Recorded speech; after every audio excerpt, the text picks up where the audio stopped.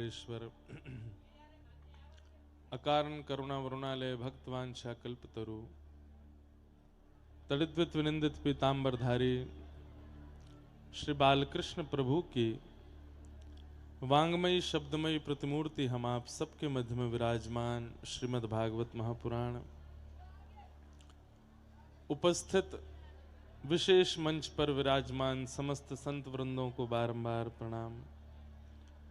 मंच पर विराजमान समस्त विप्रवृंद गंधर्वजन, आप सभी जटेरी निवासी आसपास के डीग क्षेत्र से, हमारे नगर क्षेत्र से और कामवन क्षेत्र से आए हुए और सब ब्रजवासी जन, सबको जय श्री कृष्ण, जय श्री कृष्ण, जय सिया राम, जय सिया राम, जय श्रीमन नारायण, जय श्रीमन नारायण, जय जय श्री राधे, जय श्री राधे। ठाकुर जी की बड़ी कृपा हम आप सब लोगों पर, परम पूजनीय प्रातस्मरणीय हम सबके सद्गुरुदेव भगवान है। तो उत्सव में निर्विघ्नता के रूप में ठाकुर जी प्रसन्नता व्यक्त करते हैं। एक बात। दूसरी बात, फिर उत्सव के जितने भी प्रकल्प होते हैं, जैसे कथा का प्रकल्प है, भंडारे का प्रकल्प है, रास बिहार का प्रकल्प है, रात्रि के कुछ कार्यक्रम संगीत के उनका प्रकल्प है, ठाकुर जी की सेवा का प्रकल्प है, छोटे छोटे उत्सवों का प्रकल्प है, उन सब प्रकल्पों में सुंदरता प्रकट करके, निर्विघ्नता प्रकट करके ठाकुर जी प्रसन्नता व्यक्त करते हैं। अब इतने हजार लोगों का प्रसादी भंडारा चल रहा है, पर उस प्रसादी को पाकर के कछून के पेट खराब हो जाएं तो समझो ठाकुर जी प्रसन्न नहीं है। सब स्वस्थ हैं, इसको मतलब ठाकुर जी प्रसन्न हैं। इतनी भीड़ को ऐसे दुर्गम वन के बीच में सबको व्यवस्थाएं देना। अब कितने सारे लोग तो यहाँ अंदर कॉटेज में रुके हैं, बिल्कुल मतलब टेंट के ही घर हैं जिनके अंदर रुके हैं। अब असुविधा हो भी रही होगी कईयों को, पर उस असुविधा का बहुत ज्यादा भार नहीं पड़ रहा होगा चित्त पर। क्यों? क्योंकि ठाकुर जी प्रसन्न है। नहीं तो छोटी छोटी अव्यवस्थाएं भी चुभने लग जाती हैं। अरे यहां तो रात में बहुत आवाज आ रही है, अरे यहाँ तो ये व्यवस्था नहीं है, यहाँ तो ठंड लग रही है, यहाँ पे ऐसा है, दोपहर में धूप लग रही है, आदि आदि अव्यवस्थाओं के कारण कई बार व्यक्ति निराश होकर के एक दिन दो दिन में वापस लौट जाता है। लेकिन कई लोग ऐसे भी हैं जो आए एक दिन दो दिन के लिए थे, डट गए 6 दिन पूरे, 7 दिन यहीं रुक गए। ये सब कब होता है? ये व्यवस्थाएं करना मानव की शक्ति नहीं है, कथा सुनाना मेरी शक्ति नहीं है। ये सारे प्रकल्पों को धारण करके एक महाराज जी लेके चलें, ये उनकी भी सामर्थ्य नहीं है। ये ठाकुर जी की प्रसन्नता जब होती है तो सारे प्रकल्प, सारी क्रियाएं, सारी सेवाएं, सारे उत्सव सब मंगल में होते चले जाते हैं। ये ठाकुर जी की प्रसन्नता का फल है। अब पर्वत का अभिषेक, शिला अभिषेक तो बहुत भय, पर्वत अभिषेक।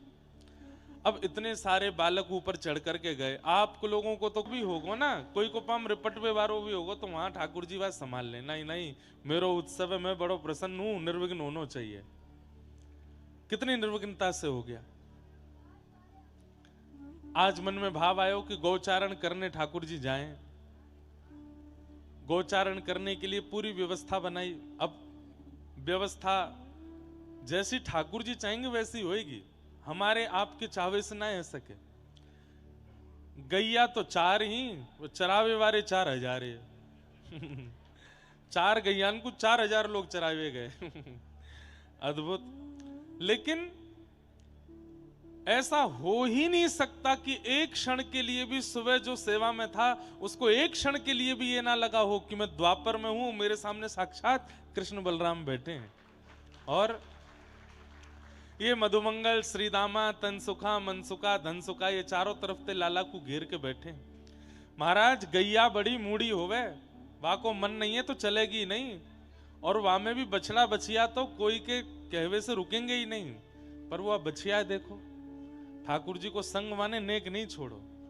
वह पतो चली ठाकुर जी जीम पे बैठे हैं। अब ठाकुर जी यहाँ पे छाक आरोगेंगे तो स्वयं भी बैठ गई, स्वयं भी बैठ करके ठाकुर जी को पवाए रही है। नहीं तो गोबर कर दे, गौमूत्र प्रवाहित है जाए, कोई भी आ सके लीला अर्चन में। पर कुछ नहीं। मैं ये सब चीज अनुभव करके, ये व्यवस्थाएं देख करके और यहाँ होने वाले छोटे छोटे उत्सवों की ऐसी सुगम सफलता देख करके, अब कल नहीं परसों दीपमालिका उत्सव, रात्रि में 5,500 दीप जलाए गए। ये तो कम है, दीपावली पे तो बता रहे 11,000 दीपक जले। अब इतनी संख्या में लोग दर्शन करने जा रहे हैं, एक भी तो दीप नहीं बुझो और एक को भी पाम नहीं जरो। ये कैसे संभव है सके? हम तो महा अव्यवस्थित लोग हैं, गिरनो पड़नो तोड़नो ये तो हमारे स्वभाव में है, लेकिन कुछ नहीं हुआ। तो ये छोटी छोटी जो सुलभताएं, उत्सवों की सफलताएं हो रही है ना, इनसे ये बात पता चलता है कि अर्चक की सेवा से ठाकुर जी प्रसन्न हैं, इसलिए सब व्यवस्थित है। और फिर ये तो छोटी छोटी व्यवस्थाएं हैं, बड़ी बड़ी व्यवस्था तो मंत्री जन आके यहाँ बता रहे हैं, मैंने कि छोटी छोटी इन पर कोई ध्यान ना दे रहा, उनको मैं बता दूंगा। छोटी छोटी व्यवस्थाएं ये हैं। पिछले 7 दिन में जटेरी में कोई भूखो नहीं रहे होगो, सबन ने प्रेम से प्रसाद पायो, सबन ने खूब दनादन आरोग्य है महाराज। सवेरे तो हम लोग उत्सव मना रहे हैं, गोविंद जय जय गोपाल जय जय गा रहे हैं। रात में बंचर सियारन ने भी खूब कीर्तन किए हैं। ऐसा लग रहा हो कि जब सब सो जाएं तो सियार ही आए करके यहाँ पंडाल में नृत्य कर रहे हों। उनकी आवाज भी ऐसी लगे कि जैसे कोई मतलब बहुत मदमस्त है कि नाच रहे हो, ऐसे रात भर करें। और एक नहीं करें, 15, 20, 30 एक शुरू हो गए, फिर वहां के बाद 30-40 करने लगे। कल तो महाराज जी रात्रि में जब सब चले गए, वहां के बाद मुंह को मन में यही आ रही कि अब एक ही दिन बचो है मुंह पे। हम भी बड़े बंधन में हैं, स्वतंत्र व्यास नहीं है महाराज जी। हम स्वतंत्र व्यास को तो ऐसा स्वरूप है कि आज कथा विश्राम भाई 4 दिन और रुक जाए, पर ना है। मुंह को तो 1 घंटा भी कोई पता चल जाए ना इन पे खाली है, तो वामू सोन मत देवदारी के उठाओ, या के संग फोटो खींचो, या यहाँ बुलाओ, यहाँ फीता कटवाओ, यहाँ पे दीप जलवाए लो, यहाँ पे ये करवाओ।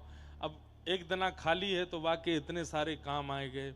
परसों को दिन भी खाली है तो वहां में 3-4 अलग अलग प्रांतन में जानो है, और फिर वहां से मैंने कही कि आराम से आए कि आराम करूंगा, नैमिषारण्य में कथा कर लेंगे। सुबह 6 बजे नैमिषारण्य पहुंचेंगे हम। तो महाराज जी को आज सुबह फोन आया, बोले कथा ही 10 बजे थे सुबह। मैंने की मतलब 2 दिन की परेड के बाद भी सोवे ना मिले वो, जाते ही फिर वहां कथा करनी है। यहाँ की जितनी सुगंधी और यहाँ के जितने भाव चित्त में आ गए हैं, आप तो ज्यादा भावुक होके रो भी सको, मैं तो रो भी ना सकूं, मैं तो ज्यादा याद भी ना कर सकूं। दूसरी जगह के बारे वहां पे भी हजारों लोग प्रतीक्षा कर रहे हैं, तो उनके मन की भी सेवा करनी है, वहां पे भी कथा सुनानी है। तो कभी कभी मन में आए हुए सब छोड़ छाड़ के कहीं एकांत में ही रह लूं। अब सबन को भजन सिखाई दियो, खुद को भजन कर लूं, पर आज नहीं तो कल ये दिन आ ही जाएगो, अपने लिया भी भजन करनो है। सबन को भजन सिखायो, सबन को कथा सुना रहे हैं, पर हम कोई ऐसी उद्घोषणा नहीं कर रहे हैं, कोई घोषणा करने वाली बात भी नहीं है, पर बहुत समय तक नहीं करेंगे। फिर हम अपने लिए भी भजन करनो चाहें, अपने लिए भी लीला अनुसंधान करनो चाहें। कछु वर्ष और युवाओं को और थोड़े आप सबन को कथा सुना रहे हैं, वहां के बाद फिर जो कथा आपको सुनाई है, जो भजन आपको सिखायो है, जो सेवा आपको सिखाई है, वो स्वयं भी तो करनी है।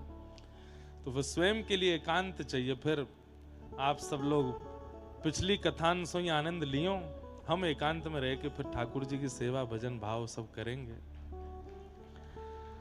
आज महाराज जी इतना सुंदर आनंद सुबह ठाकुर जी कराए रहे, और हमारे राधा बावड़ी वाले बाबा चले गए। क्या सुंदर प्रवचन किया महाराज जी ने आज वहां पे। 2 मिनट बोले, लेकिन इतनी जोर की बात बोली उनने। महाराज जी बोले, भैया ठाकुर जी की 2 लीला हैं, एक रात्रि की लीला है, एक दिन की लीला है। रात्रि की लीला में प्रवेश करनो है तो आपको सखीन को मनानो पड़ेगो, आपको सहचरीन को मनानो पड़ेगो, गोपीन को मनानो पड़ेगो, और पशु पक्षीन को मनानो पड़ेगो। क्योंकि पक्षी ही हैं जो पूरी रात ठाकुर जी की लीला देखते हैं। और सुबह की लीला में अगर आपको प्रवेश करना है तो आपको गैयान को मनाना पड़ेगा, क्योंकि गैया ही पूरे दिन ठाकुर जी के संग रहे में, गैयान की सेवा करनी पड़ेगी। गैया राजी होएगी तो सुबह की लीला में, सुबह की सेवा में प्रवेश मिलेगा। ऐसी सब गौवन को आज ऐसा सुंदर भाव महाराज जी ने बताया, बहुत आनंद आया। सुबह वेणु गीत चल रहे हो है, बहुत सुंदर भाव है बंधुओं। वेणु गीत जैसे अभी आप बैठे हो ना, ऐसे सुनने वाला विषय, और न को कोई उठे बोले चिल्लावे सोई नष्ट है जाए भाव। ये कथा नहीं है, ये कथान के सारन को सार है। वेणु गीत, युगल गीत, गोपी गीत, भ्रमर गीत, इनको सुनने के लिए तो बड़ी शांति की आवश्यकता है। लेकिन मैं सुनाऊंगा, जरूर सुनाऊंगा, पूरा विषय सुनाऊंगा। आज गौचारण लीला भी थोड़ी सी सुनाऊंगा। ठाकुर जी प्रथम गौचारण कैसे गए, कहा का लीला भाई, वो सब अभी आज के भाव में आवेगो। तो वेणु गीत में हम लोग प्रवेश करें।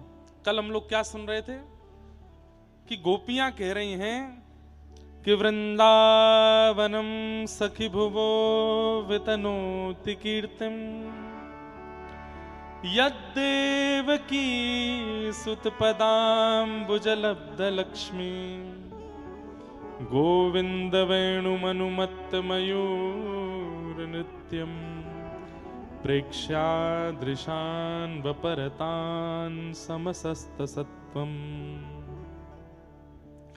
धन्यास्म मूढमतयोऽपि हरिण्य एता यानन्दनन्दनमुपात्त विचित्रवेशम् आकर्ण्य वेणुरणितं सह कृष्णसारः पुंजां दधु विरचितां प्रणयावलोकैः। गोपियां कह रही हैं, अरे या वंशी को रव करते हुए श्याम सुंदर के चरण स्पर्श से वृंदावन कितनो सुंदर लग रहा है, या वृंदावन की मैं बलैया ले लूं, कितनो अद्भुत लग रहा है।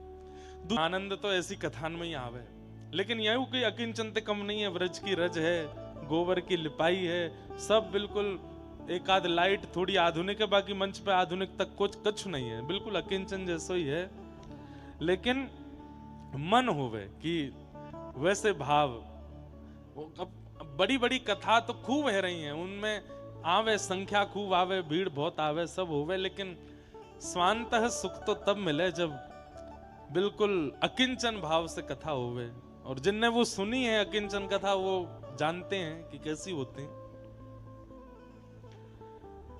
तो हिरनिया कृष्णसार नाम के अपने पतियों के पास जाती हैं और जाकर के कहती हैं कि हम श्याम सुंदर के समीप जाना चाहती हैं, पर हमें डर लग रहा है। बोले क्यों? हिरण मानव के पास आने से डरता है कि मानव कहीं उसका बुरा ना करे, लेकिन यहां हिरणियां ठाकुर जी के पास जाने से क्यों डर रही हैं? बोले इतने मंत्रमुग्ध होकर के ये वंशी बजा रहे हैं, कहीं हम इनके समीप गई और हमारे रूप स्वरूप को देख करके कहीं श्री कृष्ण घबरा गए, डर गए, छोटे से लाला ही तो हैं, और कहीं इनने वंशी बजाना बंद कर दिया तो? बंधुओं, प्रेम का मतलब सामीप्य नहीं होता। प्रेम का मतलब यही नहीं होता कि हमारा प्रेमी जो है हम उसके पास ही जावें, उसके संग ही रहें, उसके बगल में ही ठाड़े हो में। कई प्रेमी ऐसे भी होते हैं जो दूर से निहार के आनंदित हैं, दूर से निहार के सुखी हैं, कहीं हमारे समीप जाने से ये अति संकोच में ना आ जाए। संकोच का विचार भी प्रेम का स्वरूप होता है। कई लोग संकोच का विचार नहीं करते। मैं कुटिया ते यहाँ करके आऊं, कम से कम 2-2.5 किलो रज मेरे भीतर चली जाए। आज तो एक ने मेरे बाल ही खींच लिए, बोले चल भी खिंचा के जाओ। कैसा प्रेम है। कई बालक ऐसे हैं यहाँ पे, कई ऐसे प्रेमी जन हैं, वो दूर से ही देख लें, वो कभी समीप ना आए हमें, उनको कोई इच्छा नहीं कि हम मिलें, बात करें, हमारी फोटो खींचना, दूर से ही राजी। श्री हनुमंत लाल जी जब राघव जी बैठते तो बंदरन में होड़ लगती, आगे कौन बैठेगा, आप लोग अपने लिए ऊपर मत लियो यह बात है। आगे बारे आगे कौन बैठेगा, एक दूसरे पर लपक करके ऊपर उछल करके सबरे बंदर आए के बैठ जामे। लेकिन राघव जी जब आकर के अपने स्थान पर बैठते हैं, जब लंका की योजनाएं बनती थी, मीटिंग होती थी कैसे युद्ध करना है, तो हनुमान राम जी आते ही देखते सब आगे बैठे हैं, कोई यहां बैठो, कोई ऐसी जगह बैठो मैं जरूर दिख जाऊं, कोई ऐसी जगह लटको भयो कि मुंह पे दृष्टि राम जी की पड़ जाए। पर राम जी आते एक दृष्टि घुमा के पूछते हनुमान कहां है, सबसे पीछे खड़ो, बोले बुलाओ, आगे बुलाओ। विशेष बात यह नहीं है कि हजारों लोग राम जी के सामने हैं, विशेष बात यह है कि उन हजारों में राम जी किसको ढूंढ रहे हैं, राम जी किसको खोज रहे हैं। वो हिरनियां अपने कृष्णसार नाम के पति से जाके कहती हैं, मतलब हिरण ही कृष्णसार है। वैसे इसका एक भाव एक टीका में एक आचार्य चरण कहते हैं कि पति वही श्रेष्ठ, पत्नी वही श्रेष्ठ जो कृष्णसार हो। सुंदर पत्नी हो ये विशेष बात नहीं, सुंदर पति हो ये विशेष बात नहीं, धनवान पति हो, धनवान परिवार हो, बच्चे बहुत आज्ञाकारी हो, ये सब विशेषताएं नहीं होनी चाहिए। वो कृष्ण सार हो ये विशेषता होनी चाहिए। पति ऐसा हो जासे ब्याह करवे के बाद ठाकुर जी प्रिय लगने लग गए हो, बालक ऐसे हों जिनके जन्म लेने के बाद व्रज वृंदावन प्रिय लगवे लग गए हो। ऐसे हिरनियां जाती हैं और जाकर के अपने पति से कहती हैं, बहुत ध्यान से सुनो, एक बहुत विशेष बात है इसमें कि हम श्री कृष्ण के समीप नहीं जा सकते, वो हमें देख के डर जाएंगे। हमारे वो गैयाओं को देखने के आदी हैं, कहीं हमारा स्वरूप देखेंगे तो कहीं वो डर ना जाएं, कहीं वो विचलित ना हो जाएं। तब वो हिरण उनके पति अपनी पत्नियों से कहते हैं, हिरणियों से कहते हैं, कोई बात नहीं, जैसे श्याम सुंदर है ना वैसे ही श्याम सुंदर के स्वरूप में यमुना जी हैं, यमुना जी नहीं डरेंगी, तुमको जो प्रेम देना है, जो भाव देना है वो तुम यमुना जी को दे दो, ये यमुना जी भी तो कृष्ण हैं। तो हिरनियां क्या करती हैं, हिरण की नाभि में कस्तूरी होता है, अति सुगंधित कस्तूरी, तो वे सारी हिरनियां जाकर के अपनी कस्तूरी श्री यमुना जी में प्रवाहित कर देती हैं श्याम सुंदर के भाव से, क्योंकि यमुना जी भी श्याम सुंदरा है। महाराज जी इतना सुंदर भाव है, अभी आप सुनेंगे आपके रोंगटे खड़े हो जाएंगे, नेत्रन से अश्रु आ जाएगा। हिरनियों ने जाकर के अपनी कस्तूरी यमुना जी को दे दी। तभी दूसरी गोपी कहती है, बोले अरे तुम हिरनियों को देख रही हो, ऊपर वृक्षों पे इन पक्षियों को तो देखो, ये कैसे श्याम सुंदर को चुपचाप निहार रहे हैं। अच्छा एक बात, एक बहुत समझने योग्य बात है कि भगवान श्री कृष्ण की व्रज की लीला का बहुत गूढ़ प्रतिपादन वेणु गीत में गोपियां करती हैं। गोपियां कहती हैं जब व्यक्ति चलता है ना तो बहुत शोर होता है। अब इतने सारे लोग, अभी यहां हजारों लोग बैठे हैं, हम एक संग अगर चलें कि चलो डीग तक चल रहे, कितना हल्ला होगा पूरे रास्ता में। लेकिन गोपियां वेणु गीत में वर्णन करती हैं 9 लाख गोपियां नंद भवन, 9 लाख गैया नंद भवन की, और कम से कम 2-3 लाख गैया पूरे गोकुल की, और कम से कम 1000-1500 ग्वाल बाल, इतने लोग ठाकुर जी के संग गौचारण में चलते हैं। लेकिन गोपियां कहती हैं यदि कोई आंख बंद करके बैठा होगा तो उसे पता नहीं चलेगा कि श्याम सुंदर सामने से निकल गए। क्यों? बोले इतने मदमस्त होकर के चलते हैं, इतने धीमे धीमे चरण रख करके चलते हैं। क्यों? श्याम सुंदर के नूपुरों की ध्वनि, श्याम सुंदर की क्षुद्र घंटिका की ध्वनि, श्याम सुंदर बीच बीच में वेणु राव करते हैं, उसकी ध्वनि सुनने के लिए सब लालायित रहते हैं। इसलिए ग्वाल बाल भी कैसे चलें, जब तक ठाकुर जी नहीं बात करें तब तक ग्वाल बाल भी शांति से चलें। और यदि सामने कोई पत्र आ जाए, सूखो पत्र आ जाए, पाम रखते ही आवाज आवेगी, तो ग्वाल बाल पहले ही वाको हटाते भय चलें कि श्री कृष्ण चल रहे हैं, इनकी नूपुर की ध्वनि आ रही है, इनकी कमर मटक रही है तो क्षुद्र घंटिका की ध्वनि आ रही है, ये बीच बीच में वंशी बजाने लगे वाक्य ध्वनि आ रही है, और कुछ नहीं तो ठाकुर जी चलते चलते कभी कभी कछु गुनगुनावे लगे, कभी हुंकार, हुंकार किसे कहते हैं, ऐसे करके कभी गाते चलें। कभी कोई राग आ जाए तो ठाकुर जी मुंह खोल के स्वर लेने लग जाए। श्री अष्ट सखाओं में गोविंद दास जी की एक वाणी है। एक बार श्री गोविंद दास जी बैठे थे और सामने गुसाई श्री विठलनाथ जी बैठे थे और गोविंद दास कुछ गा करके सुना रहे थे। महाराज जी बहुत सुंदर कथा है ये। गोविंद दास कुछ गा करके सुना रहे थे तो गाते गाते गाते सामने बैठ के गुसाई जी सुन रहे हैं, कोई राग अलाप रहे थे। गाते गाते गोविंद दास रुक गए और ऐसे बगल में देख के बोले, कोई नहीं है बगल में, देख के बोले, ए लाला ऐसा करे, ढंग से गा, स्वर में गा, एक कंसरो बेसरो मत हुए। तो सामने बैठे गुसाई जी बोले, ए गोविंदा यहां देखो, ए गोविंदा तेरे बगल में कोई है तो है ना, तू कौन को डांट रहा है, कौन ते कह रहा है। तो श्री गोविंदास जी बोले, अरे जय जय आपको ना दिख रहा, इन 100 नंद जी को लाला बैठो है और मेरे बगल में बैठ करके कान पे हाथ धर के गा रहे है और गाते गाते बीच बीच में स्वर जानबूझ के बिगाड़ रहा है। या हमारे बाबू डांट रहा हूं कि नहीं, ढंग ते गा। ये बात सुनते ही गुसाई जी के नेत्र सजल हो गए। बोले, ए गोविंदा सुन, ठाकुर जी को श्रमित मत करे, उनको गान दे जैसे गा रहे हैं, मुंह को बस अचक यहीं आसपास डोल रहे हैं। ये देखो कुछ भी आर्टिफिशियल नहीं है, लो असली के पक्षी आए गए। तो पक्षी क्या करते हैं, अब डाल पे बैठे हैं, श्याम सुंदर की पाग देख करके एक पक्षी के मन में आयो, ये गुलाबी सा पुष्प या पीरी सी पाग पे कितना अच्छा लगेगा, लेकिन मैं कैसे जाऊं, मुंह पे हाथ तो है नहीं। तो अपनी चोंच से उस पक्षी वो उस पुष्प को तोड़ लेता है और तोड़ करके ऐसी दिशा में खड़ा होता है कि उसकी चोंच में लगा हुआ वह पुष्प उसके नेत्रों से ऐसा दिखे कि ये पाग पे धर दिया है। लेकिन श्री कृष्ण तो आगे बढ़ जाते को जाके वो भी यमुना जी में प्रवाहित कर देता है। तभी तीसरी गोपी बोलती है, नेक नीचे तो देखो, यहां कृष्ण की वंशी में लगो है, तो उगल तो या मारे नहीं रहे कि भैया हमारी मैया ने कृष्ण की वेणु सुनकर के या दुग्धकु प्रकट कियो है, तो ये प्रसाद है और प्रसाद को उगलना नहीं चाहिए। तो बोले पी क्यों नहीं रहे, बोले पी हमारे नारे, 1 सेकंड के काजे गटकेंगे, उतनी देर के काजे मन गले पे लगाना पड़ेगा, तो मन कृष्ण की वंशी से हट जाएगा। ये हमारे पी भी नहीं रहे तो मुंह में धर के बैठे। भैया वाह छोटे छोटे पक्षी, छोटे छोटे हिरण, छोटे छोटे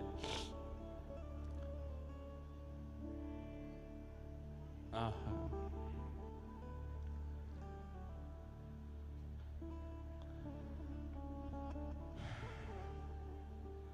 धन्यास्म मूढमतयोऽपि हरिण्य एता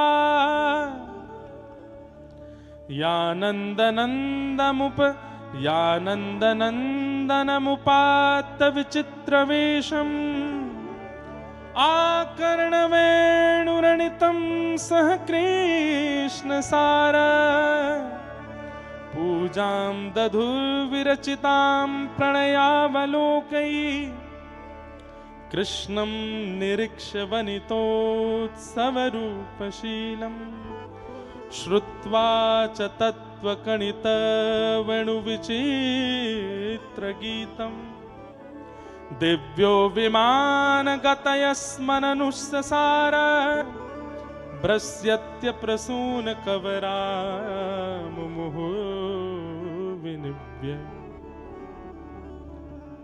एक गोपी बोली, तुमने गैया देखी, हिरन देखी, तुमने पशु पक्षी देखे, तुमने सब देख लिए, तुमने वृक्ष देखे, तुमने वृंदावन देखो, अरे ऊपर देखो। बोले ऊपर कहाँ है, बोले आकाश में समस्त देवी देवताओं के विमान खड़े हैं और उन विमानों पर वे अप्सराएं जिनको देख करके इंद्र आदि जैसे बड़े बड़े देवता भी मूर्छित होकर गिर पड़ते हैं, वो भी अपनी ठोड़ी पर हाथ धर के श्री कृष्ण की मधुर या छवि को दर्शन कर रही हैं।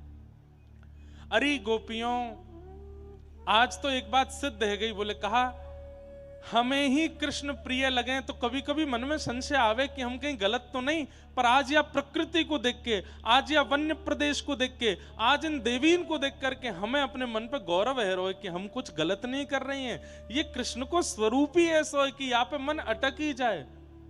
इन देवीन को, इन देवतान को कहां पड़ी है श्री कृष्ण को देखवे की, लेकिन ये भी देखो कैसे आए करके उनके रूप को देख रहे हैं। धन्य है। तब एक गोपी ने ऐसा भाव बताया जिसको सुनकर के सब गोपियां नाचने लगी। क्या कि प्रायो वताम विहगा मुनयो वनेस्मिन् कृष्णेच्छितं तदुदितं कलवेणुगीतम् आरुह्य ये द्रुमभुजान् रुचिरप्रवालान् शृण्वन्ति मीलितदृशो विगतान्यवाच। बहुत ध्यान से सुनियो सब। एक गोपी बोली, अरे देखो देखो देखो, तुमने देवी देख ली, तुमने देवता देख लिए, तुमने वृक्ष देख लिए, तुमने पक्षी देखे, तुमने पशु देखे, तुमने गैया देखी, लेकिन तुम्हारी एक पे दृष्टि नहीं गई। बोले कौन? बोले यमुना। अरे देखो ये यमुना जी आज श्री कृष्ण को आलिंगन कर रही हैं।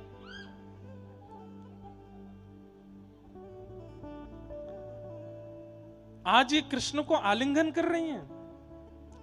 एक गोपी बोली, ये तो संभव ही ना है सके, श्री यमुना जी कृष्ण को आलिंगन करेंगी पूरा ब्रजमंडल डूब जाएगा। अरे नाय नाय, सच में श्री यमुना जी श्री कृष्ण को आलिंगन कर रही हैं। बोले कैसे आलिंगन कर रही हैं?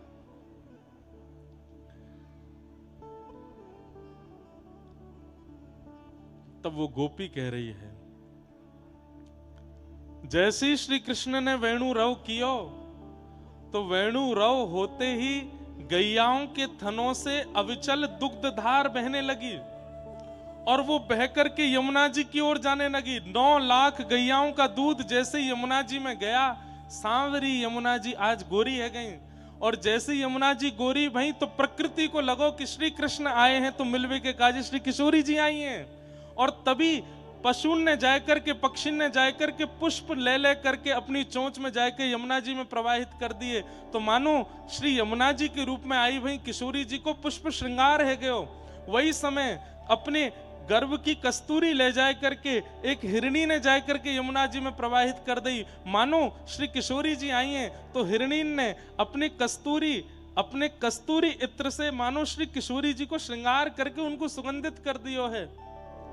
ये सर्वांगीण वृक्ष, ये सर्वांगीण पशु पक्षी जीव सब ने जाकर के वहां यमुना जी के रूप को श्री जी को रूप समझ करके उनको श्रृंगार किया है। और जैसे ही यमुना जी ने ये सब भाव देखे हैं, अब यहाँ 2 बातें हुई। यमुना जी श्री जी के रूप में है, उनको श्रृंगार है गयो। दूसरे सारे पशु पक्षी अपनी वस्तु ठाकुर जी तक नहीं पहुंचा पा रहे तो सबने यमुना जी को दे दियो। तो यमुना जी ने तभी मन में विचार किया कि मैं अगर यमुना बनकर के प्रकट होंगी तो फिर निकुंज में ये विक्षेप है जाएगो, लेकिन दुग्ध के कारण अब मैं गौर वर्णा है गई हूं, यानी कि मुंह पे अब श्री जी आई गई हैं। तो श्री जी के रूप में श्री यमुना जी प्रकट है गई। सारे पुष्पन से उनको श्रृंगार है गयो, कस्तूरी को इत्र उनने लगा लियो। जैसे ही श्याम सुंदर ने नेत्र खोल करके देखो कि श्री यमुना जी नहीं, ये तो श्याम सुंदरा श्री प्रिया जी आई हैं। तुरंत श्याम सुंदर उनके समीप गए और जाए करके अपने हृदय से लगाने लगे। इतने में ही जितने पुष्प थे, जितने कस्तूरी के भाव थे, जो दुग्ध गैयाओं का प्रकट हुआ था, आदि आदि जो भी सामग्रियां यमुना जी में प्रवाहित हुई थी, जो प्रकृति प्रत्यक्ष कृष्ण को नहीं दे पा रही थी, यमुना जी ने जाकर के वो समस्त वस्तुएं श्री कृष्ण को प्रदान कर दी। और श्री निकुंज भाव से आज यमुना तट पर मधुर मिलन श्री ठाकुर जी का यमुना जी से, किशोरी जी से, प्रकृति से, गैया से, हिरण से, पशु पक्षियों से, सबसे हुआ है।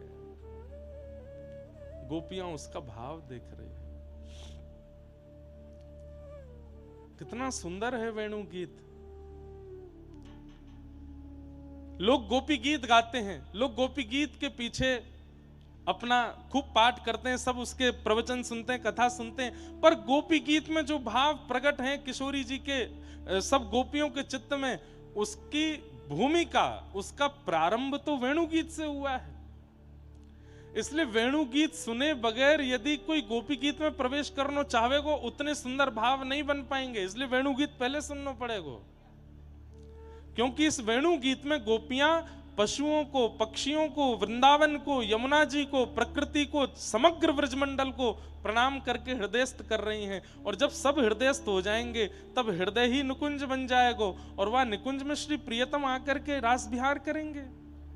अब जाने निकुंज हृदय में नहीं बनायो, वो सीधे ठाकुर जी के बाद निकुंज में प्रवेश करना चाहे कैसे?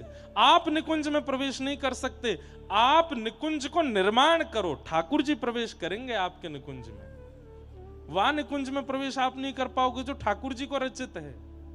आप तो अपने हृदय में कुंज बनाओ, ठाकुर जी को वहां आमंत्रित करो, ठाकुर जी का उदना आमेंगे।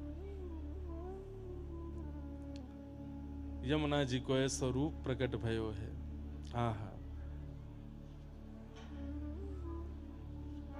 अरे मीठे रस से भरोड़ी राधा रानी लागे, महारानी लागे, मोहे प्यारो प्यारो यमुना जीरो पानी लागे। मीठे रस से भरोड़ी राधा रानी लागे, महारानी लागे, मन प्यारो प्यारो यमुना जीरो पानी लागे। ये भजन मोए आज तक समझ में नहीं आयो, इतनी बार मैंने गायो, मोए यूं लगती कि ये राधा रानी की स्तुति है कि यमुना जी की स्तुति है। पर आज वेणु गीत पढ़ करके समझ आयो कि जब जब किशोरी जी को अंतरंग भाव से ठाकुर जी से मिलना होवे तो वे ही यमुना जी में प्रविष्ट है करके, यमुना और किशोरी जी एक रस है करके ठाकुर जी के समीप आमे, तभी गोपीन को यमुना जी में श्री जी दिखने लगी। हमारे पुष्टि मार्गी यमुना जी को श्री जी ही बोलते हैं, बोले ये श्री जी ही हैं। ये जब तक श्याम वर्णा दिख रही हैं तब तक समझो अभी तक ठाकुर जी कृपा ना भई, जादना ये गौर वर्णा दिखाई देने लग जाए, समझ जाओ कि अब लाल जी रीझ गए हैं। ताव भाव से ओ मीठे रस से भरोरी महारानी लागे, महारानी लागे, मोहे प्यारो प्यारो यमुना जीरो पानी लागे। रस से भरोरी महारानी लागे, महारानी लागे, मोहे प्यारो प्यारो यमुना जीरो पानी लागे। ओ कान्हा जी तो सांवर सांवर, राधा गोरी गोरी, कान्हा जी तो सांवर सांवर,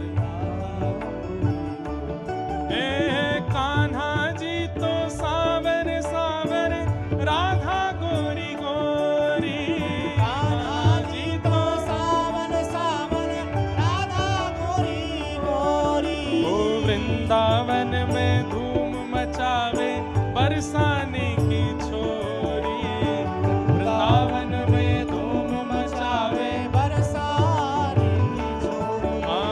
वृंदावन में धूम मचावे बरसाने की छोरी। वृंदावन में धूम मचावे बरसाने की छोरी। हे व्रज धाम राधा जू की रजधानी लागे, रजधानी लागे, मोहे प्यारो प्यारो यमुना जीरो पानी लागे। ओ ब्रज धाम राधा जू की राजधानी लागे, राजधानी लागे, ओए प्यारो प्यारो यमुना जीरो पानी लागे। हे मीठे रस से भरोड़ी महारानी लागे, महारानी लागे, मोहे प्यारो प्यारो यमुना जीरो पानी लागे। रस से भरोरी महारानी लागे, महारानी लागे, ओए प्यारो प्यारो बोलो वृषभानु दुलारी की।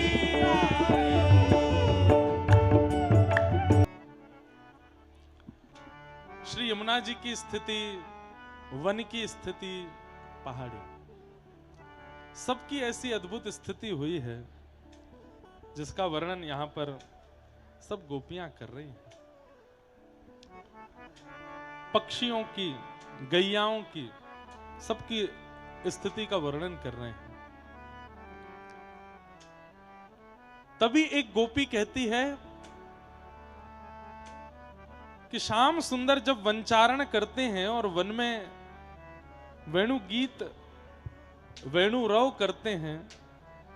भैया ये आवाज का देखिए, वेणु रव करते हैं, उस समय एक विशेष प्रकार का एक बादल ठाकुर जी के ऊपर चलता है।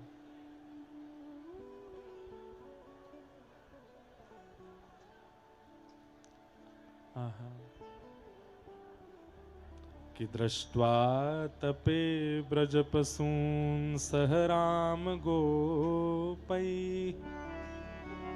संचारयन्तमनुवेणुमुदीरयन्तम् प्रेम प्रबद्ध उदितः कुसुमावलीभिः सख्युर्वधात स्वपुषाम्बुदयात पत्रम। बहुत ध्यान से सुनना। गोपी कहती हैं, बोले जब श्याम सुंदर वन चारण करते हैं, वन में विचरण करते हैं, तब एक विशेष प्रकार का बादल जिसकी आकृति छतरी के समान है, वो श्याम सुंदर के ऊपर ऊपर ही भ्रमण करता है।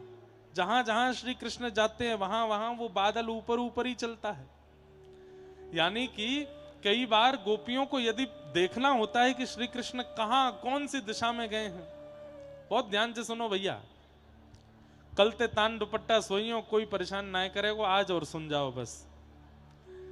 गोपियां कहती हैं, अब एक तो भाव यह है कि ठाकुर जी जब गौचारण करने जाते हैं तो छाक अपने संग लेके जाते हैं। मतलब ठाकुर जी रोटी, मिर्च, गुड़, अचार और सुंदर सुंदर सामग्री संग में बांध के लेके जाते हैं। कई बार यशोदा मैया व्यस्त हो जाती हैं तो छाक रख नहीं पाती, तो ठाकुर जी से कहती हैं, लाला तू चलो जा, मैं कोई गोपी के हाथ भिजवाए दूंगी। तो जब कभी भी ठाकुर जी छाक भूल के चले जाते हैं तो गोपियां बड़ी उत्सुक हो जाती हैं, अब यशोदा मैया हमें भेजेगी कि तुम जाओ, लाला के काजे रोटी आदि सब लेकर के वहां पहुंचो, वाह भाव से वहां पहुंचो। तो गोपियों को कैसे पता चलता है कि श्याम सुंदर किस दिशा में गए हैं? गोपियों को कैसे अनुभव होता है कि श्याम सुंदर कहां गए हैं?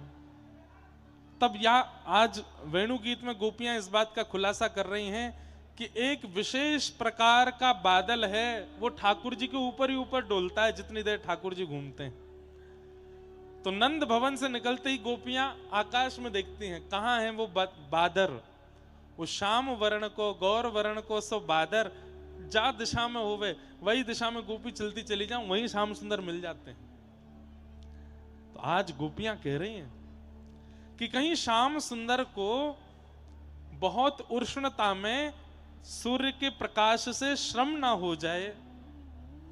ठाकुर जी ऐसे सुंदर सुंदर आभूषण पहनते हैं, कहीं उन आभूषणों से सूर्य का स्पर्श होकर के वो आभूषण कहीं कष्ट ना देवे, इसलिए एक विशेष प्रकार का एक बादल ठाकुर जी के ऊपर छत्र बन करके घूमता है। जहां जहां श्याम सुंदर जाते हैं वो बादल छत्री बन करके चलता है। गौचारण करने जब जाते हैं, क्यों? क्योंकि पहले से ही ठाकुर जी इतने ज्यादा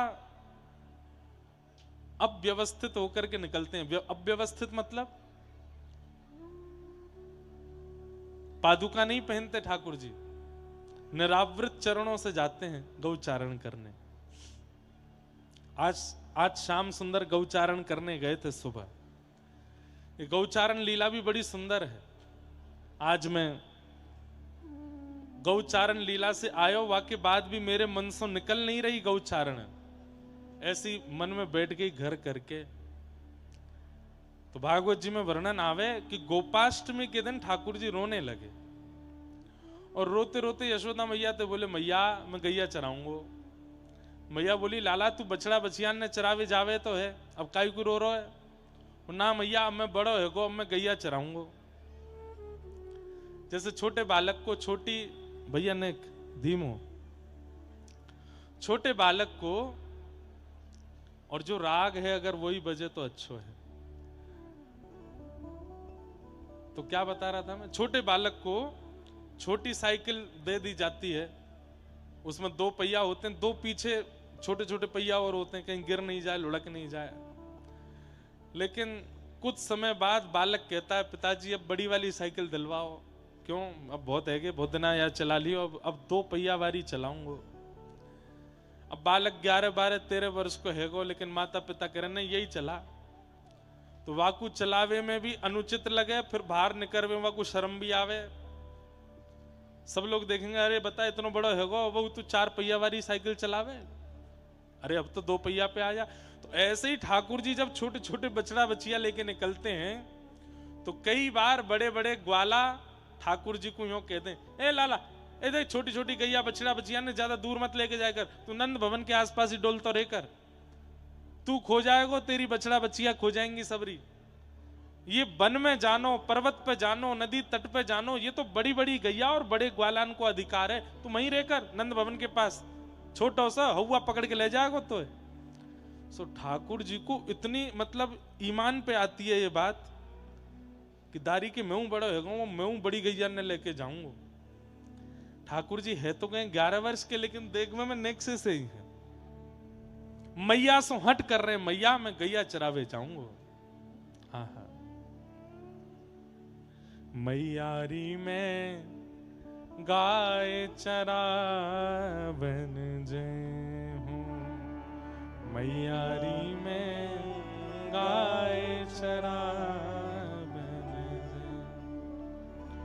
तू कहे मेहर नंद बाबा सो, तू कहे मेहर नंद बाबा सो। कल एक मैया हमको श्री परमानंद दास जी को पूरा साहित्य दे गई इतनो, और ये परमानंद दास जी कोई पद है। परमानंद दास जी क्या गा रहे हैं, ठाकुर जी कह रहे हैं मैया तू नंद बाबा ते कह दे। बोले कहा, तू कहे मेहर नंद बाबा सो, तू कहे मेहर नंद बाबा सो। बड़ो भयो ना डरे हूँ, बड़ो भयो ना डरे हूँ। मैया अब मैं बड़ो है कहूँ, अब मुझको डर ना लगे, अब तू बाबा है समझा दे, वो आज मुझको बालक ही समझे। मैया मैयारी में गाय चरावन जय हूँ, मैयारी में गाय चरावन। ठाकुर जी कह रहे हैं मैया अब मैं बड़ा हो गऊं, तू नंद बाबा है समझा दे, अब मुझे डर ना लगे। इतने मैया बोली अरे लाला देख हुआ आगो पीछे से, सोई ठाकुर जी कूदे मैया की गोद में, मैया मोए बच्चा। बोले तू तो कह रहा तू बड़ा होगो। ठाकुर जी सच में ना आयो का? बोले ना आयो। अरे मैया तू ऐसी मोते आनंद लेवे, अरे मुंह ना डर लगे। बोले हुआ बोल दू तो तू ऐसो दबो दबो सो डोले। वहां वन में जाएगो, कभी अंधेरो हुए, कभी बारिश पड़ जाए, जोर की धूप निकले, बंचर जीव आ जाए, स्वयं की रक्षा तो कर ना पावे, गैया ने कहां चरावे को। मैया तू मुंह पे एक बार भरोसा करके देख ले, मैं सही में गैया चराऊंगा। मैया बोली मैं नहीं जान दूंगी, अकेलो छोरा मेरो खो जाएगो, अकेलो ना जाऊंगो। बोले तो बड़े बड़े हैं मेरे संग जावे वाले। बोले कौन है बड़े बड़े नाम बता। श्री दामा आदि सखा सबन के, श्री दामा आदि सखा। और मैया तू कहेगी मैया ये श्रीदामा तनसुका मनसुका धनसुका मधुमंगल ये सब मेरे संग जाएंगे। मैया बोली वाह, बनचारण करवे जाएगो और बा में भी इन लूले लंगड़े न लेके जाएगो संग में, ये स्वयं सबरे बावड़े। कोई को बोलवे को ठिकानो नहीं, कोई को चलवे को ठिकानो नहीं। मधुमंगल 24 घंटा भूखो ही बैठो रे, नंद भवन में केवल यूं देखवे आवे कहा बनो है और सबन ने खा जाए, ऐसे ने लेके जाएगो संग में। लाला बा एक तो स्वयं नेक्सोसो इतनो डरपोक और अपने सखा भी ऐसे ढूंढ के लायो है। मैया तो इनते सलनाए पर रही, बोले नाए पर रही तो हलधर संग ले जय हूं मैया मोरी, मैं हलधर संग ले मैया मैं दाऊ दादा संग में ले जाऊंगो, एक बड़ो मेरे संग है जाएगो, पर मैया गैया चरावे जय हूं सुमैया मोरी, गैया चरावन जय हो सुमैया। बंधुओं, ये भाव सुन के आपके मन में क्या भाव आ रहा है पता नहीं, पर मेरे मन में एक भाव आता है, हम जिसको प्राप्त करने के लिए माता पिता से लड़ें, वो वस्तु कितनी जरूरी होती है हमारे लिए, वो वस्तु कितनी आवश्यक होती है हमारे लिए। आजकल के बालक किसके लिए लड़ते हैं? कहीं पढ़ने जाना उसके लिए लड़ते हैं, कुछ पहनना उसके लिए लड़ते हैं, कुछ खाना है उसके लिए लड़ते हैं, कुछ पीना है, आदि आदि सब भावों के लिए लड़ते हैं। मतलब वो वस्तु इतनी जरूरतमंद लगती है बालक को कि उसके लिए वो सब कह देता है माता पिता से। लेकिन सौभाग्यशाली हैं व्रज की गैया, जिनके लिए ठाकुर जी यशोदा मैया से लड़ रहे हैं। सोचो, जिन गैयान की हम नेक परवाह ना करें, जिन गैयान की रक्षा के लिए हम नेक सजग नहीं है, उनके लिए ठाकुर जी यशोदा मैया के आगे रो रहे हैं, हाथ जोड़ रहे हैं, पाम पर रहे हैं कि मुकु इन गैयान के संग रहनो है। आहा,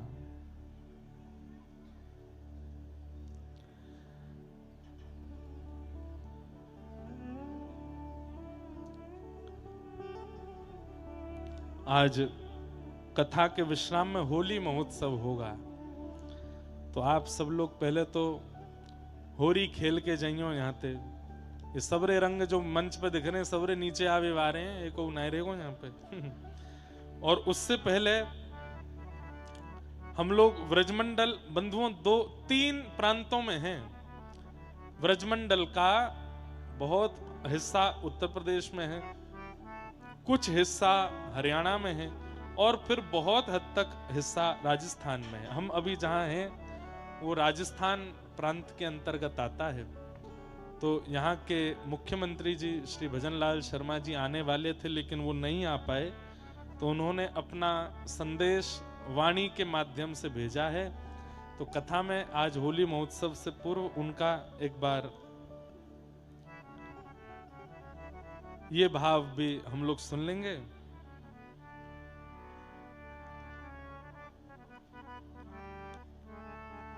तो ये एक जानकारी है, तो इसलिए सब लोग सुन के जाइयो।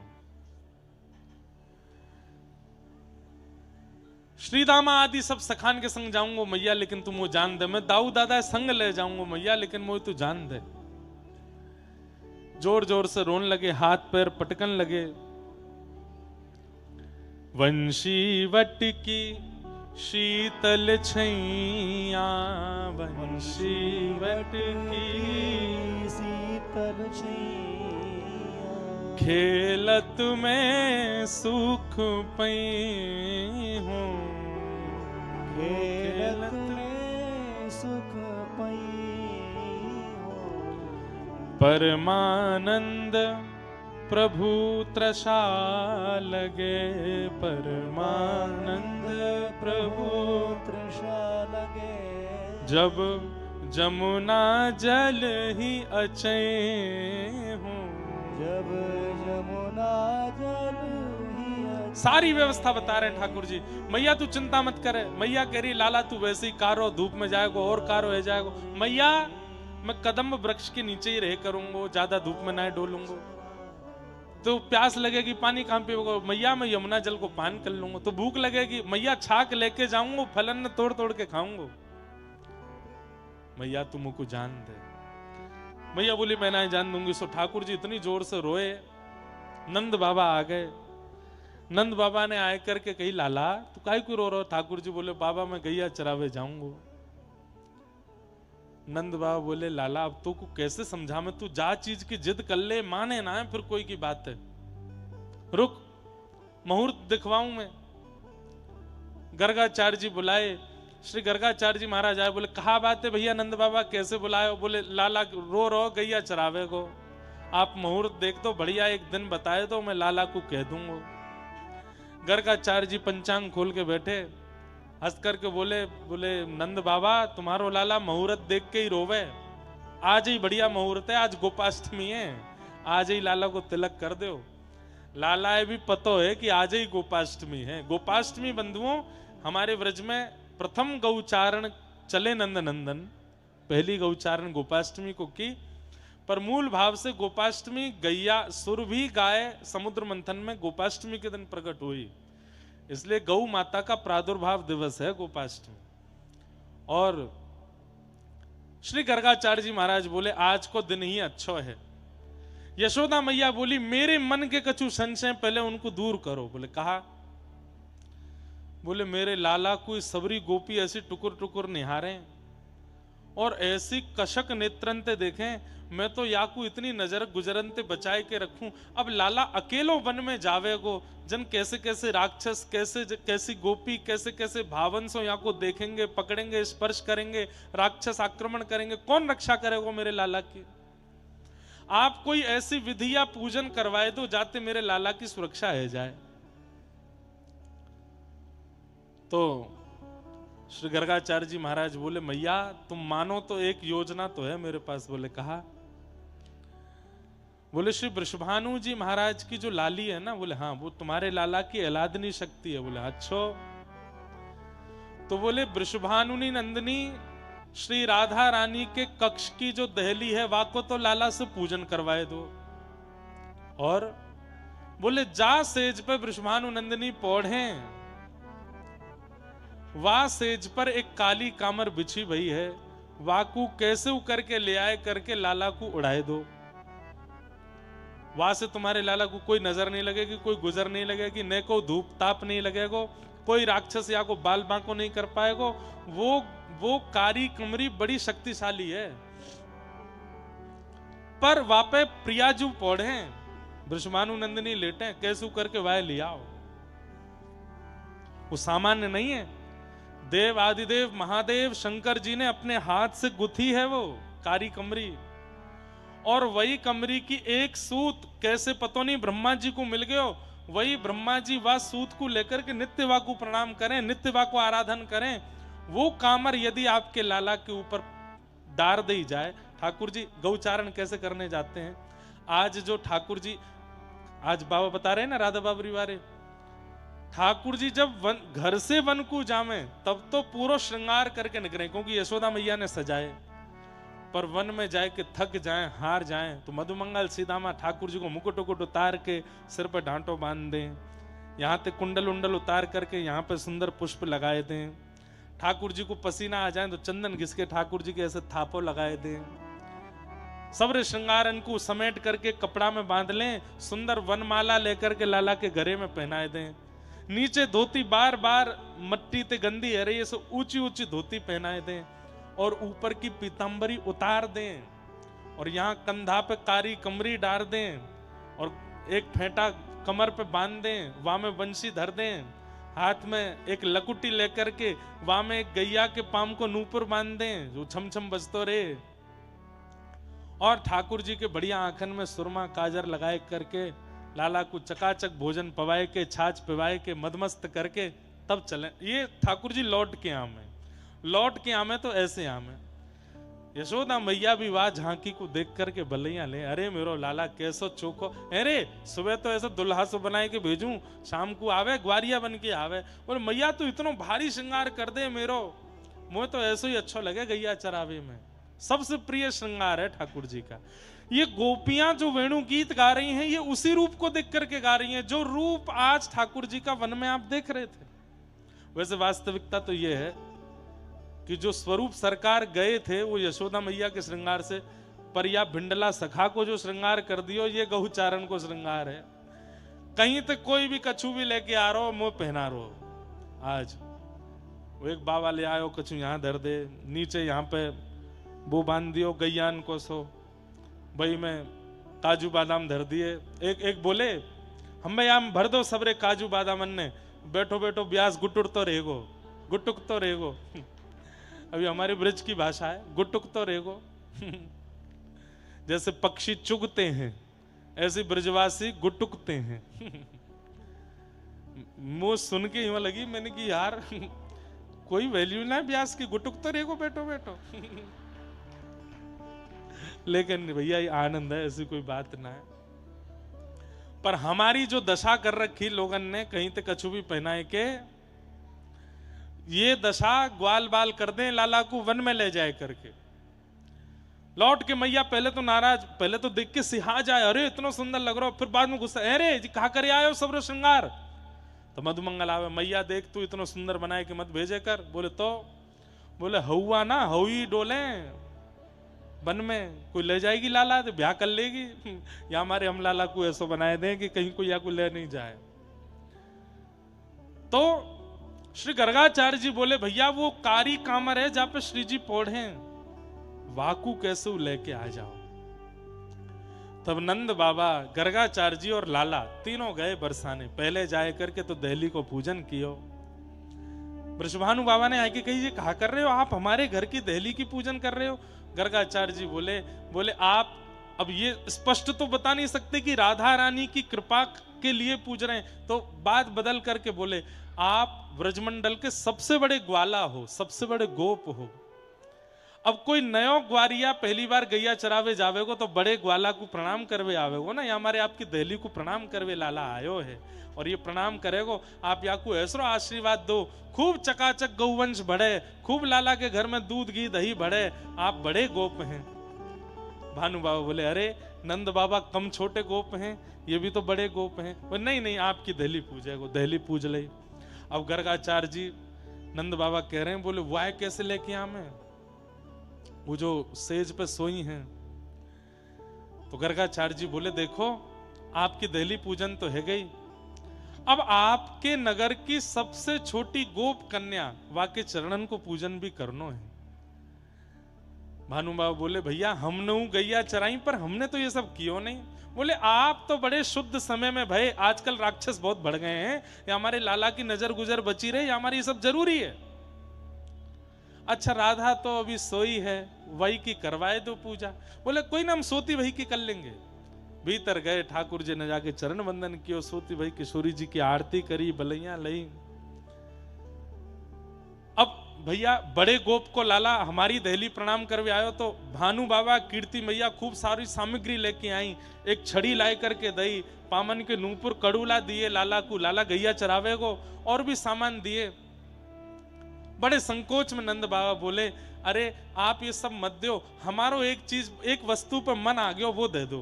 बोले कहा, बोले आपकी लाडली जी जहाँ पे सोई हैं पौड़ी हैं, वहां के नीचे कारी कामर बहुत सुंदर लग रही है, वो दे दो। अरे या को कहा करोगे, ये तो पुरानी है और ये तो प्रयोग में लाई जा चुकी है, कोरी दे दूंगा मैं। बोले कोरी ना चाहिए, यही चाहिए। बोले कैसे दूं, लाडली तो सो रही है अभी। ठाकुर जी ने किशोरी जी को, वो तो सोवे को नाटक कर रही है सब पता। इतने में ऐसे करवट लई किशोरी जी ने, वो कामर रिक्त है गई, मतलब वाजे पल्लंग को चली गई। ठाकुर जी को देखो देखो देखो आपकी लाली ने करवट ले ली, अब कामर उठाए लो यहाँ थे। बोले हाँ लाला उठाए लो। तुरंत ठाकुर जी ने कामर लेकर के अपने कंधा पे डारी और बन गए गोपाल। और नंद बाबा बड़े प्रसन्न है गए, गर्गाचार्य जी प्रसन्न है गए। बोले लाला अब तो कोई अला बलाए नहीं लगेगी, बस या कामर को संग ही रखी हो अपने, जे कभी ना खोनी चाहिए, ये सदा तेरे कंधा पे रहनी चाहिए। या हमारे श्री ठाकुर जी काली कामर डार करके फिर गैया चराए हुए जामे। काली कामर के भाव सो श्री जी ठाकुर जी के संग उच्चारण में जामे। बोलो वृषभानु नंदिनी श्री राधा रानी की। ऐसे ठाकुर जी गैया चरावे के। एक बार महाराज जी ठाकुर जी की कामर खो गई। सूरदास जी वर्णन कर रहे हैं वह भाव को। ठाकुर जी आए, बात ऐसी भई, मैं सुनो ध्यान से सुनियो। अभी हमको ये कथा सुनानी, फिर भागवत पूरी भागवत और पूरी करनी। बैठे रही हूं, आज 12 बजाऊंगा रात के। अब मैं कल ते तो कथा है ना है, आज ही करके जानो है। अरे ना बजाऊंगा बारह, उठियो मत, बैठ जाओ, अब ही कर रहा हूं पूरी। दो चार मैया बोली, बोले ये तो कर देगो काम, या कौन सा दूध निकारनो। आहा,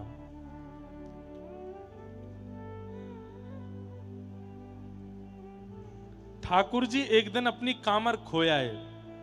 अब बाद में बताऊं कि पहले ही बताता हूं, खो के ना आए, जल्दीबाजी में लेके ही नहीं गए, लेकिन इतने भोरे हैं कि गैया चराई के लौट के आए। मैया ने पूछी, लाला कामर कहाँ है? तो ठाकुर जी सच में बोले, मैं खोया आयो दिखूं। इतने भोरे हैं, इतने सीधे हैं, भूल गए कि मैं लेके ही ना गए हो। और श्री सूरदास जी महाराज इस छवि का वर्णन कर रहे हैं। कामर कौन लई हूं सुलाला तेरी, कामर कौन गई हो सुलाला, कामर कौन लई हूं सुलाला तोरी, कामर कौन लई हो सुलाला तेरी। लाला तेरी कामर कहां चली गई? सो ठाकुर जी सोच रहे हैं, बोलो मैया बहुत मारेगी, बड़ी मुश्किल अंते मिन्नत करके तो किशोरी जी के नीचे तो उठा के लाए याकू, वो मैंने खोद ही। सो ठाकुर जी कह रहे हैं, मैया तो को मैं सांची बता रहा हूं। बोले हाँ बता। बोले मुझको मधुमंगल ने बताई मेरी कामर कहां है। बोले कहां है? बोले एक कहो तेरी कारी कामर, एक कहो तेरी कारी कामर, यमुना बहा ले गई हूं सुलाला मेरे, यमुना बहा। मैया मैं तो कदम वृक्ष के नीचे पौधो भयो और वह कामर पे मन आएगो या यमुना को। सो मैया वो यमुना आई और आए करके उतार के बाहर ले गई है। मैया मुकु मधुमंगल ने बताई ये बात। मैया ने तुरंत मधुमंगल यहाँ पे आ। मधुमंगल, हाँ मैया बताओ कहा बात। बोले अरे लाला की कामर जमुना ले गई। जे कब भयो मैया? और मैया जा जमुना के हाथ पांव कब ते निकल आए? जे तो भय भय मैया, ये कहां ते आ जाएगी, कैसे ले जाएगी? ठाकुर जी सारा कर रहे हैं, बोल दे।